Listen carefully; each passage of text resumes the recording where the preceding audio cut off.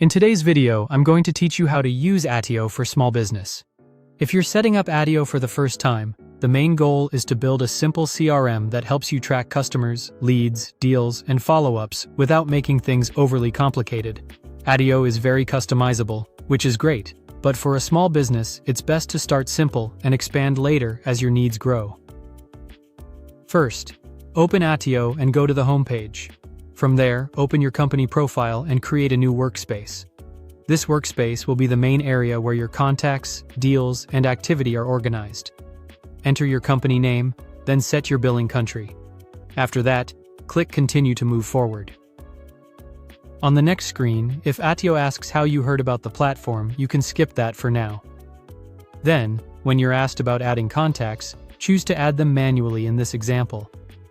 You can always sync your email later, but starting manually gives you more control while you're learning the system.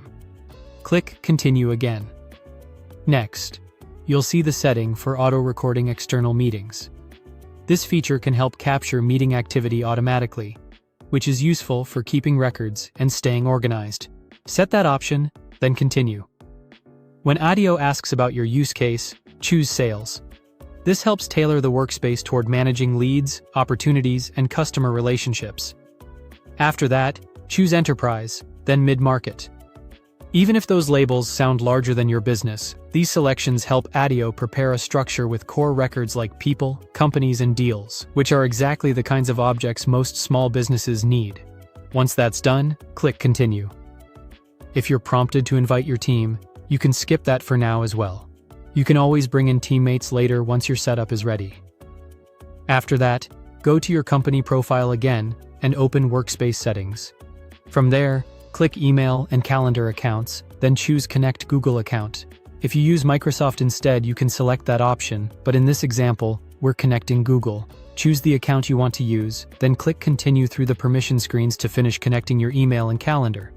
This step is helpful because it allows Attio to connect communication and scheduling with your CRM, which can save time and reduce manual work.